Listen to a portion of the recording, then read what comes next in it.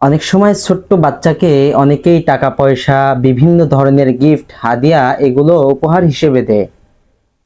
এখন প্রশ্ন হলো, এই টাকা পয়সা এবং হাদিয়া এটা অন্য কাউকে দিতে পারবে কিনা এবং পিতা মাতা এটা নিজে ব্যবহার করতে পারবে কিনা।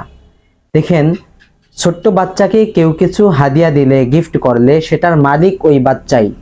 এমনিভাবে পিতা মাতা যদি ওই সন্তানকে পোশাক আদি বানিয়ে দেয়, জামা কাপড় তৈরি করে দেয়, সেটার মালিকও ওই বাচ্চাই, ওই সন্তান।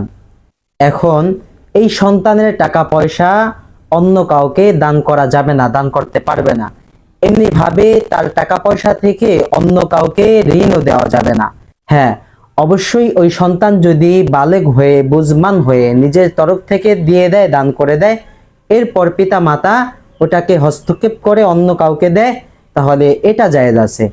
কিন্তু সন্তান যদি অবুঝ থাকে, নাবালেগ থাকে, তাহলে তাকে যেই সম্পদ দান করা হয়েছে, যেই জামা কাপড় তার জন্য তৈরি করে দেওয়া হয়েছে, সেই সম্পদ এবং টাকা পয়সা অন্য কাউকে ঋণ হিসেবে দিতে পারবে না, দান করতে পারবে না। এটা পিতা মাতার অধিকার নেই। এই জন্য পিতা মাতা যখন সন্তানকে পোশাক আদি তৈরি করে দিবে অথবা কোনো কিছু দান করবে, তখন সেটা তাকে, সন্তানকে ব্যবহারের জন্য দিবে, একদম মালিক বানিয়ে দিবে না। যদি নাকি একদম মালিক বানিয়ে দেয়, তাহলে পিতা মাতা হওয়া সত্ত্বেও ওই সম্পদ সে নিজে ভোগ করতে পারবে না, ব্যয় করতে পারবে না।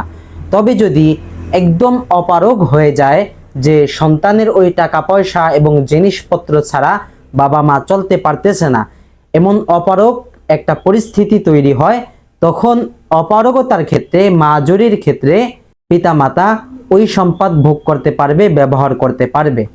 কিন্তু এই মাজুরি হালাত আসার পূর্বে পিতা মাতা নাবালেগ সন্তানের গিফট, হাদিয়া বা তার সম্পদ এমনি এমনি ব্যবহার করতে পারবে না, যতক্ষণ না পর্যন্ত ওই সন্তান বুঝমান হয়ে মা বাবাকে ওই সম্পদে হস্তক্ষেপ করার অধিকার দিয়ে দেয়। এখন প্রশ্ন হলো, একটি হাদিসের ভাষ্য অনুযায়ী জানা যায় যে সন্তানের সম্পদ এটা পিতা মাতার সম্পদ।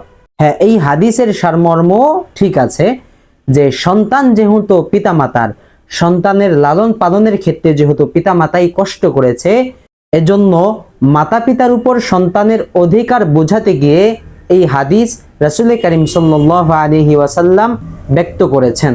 কিন্তু আমি যেই বিষয়টি নিয়ে আলোচনা করেছি সেটা ভিন্ন।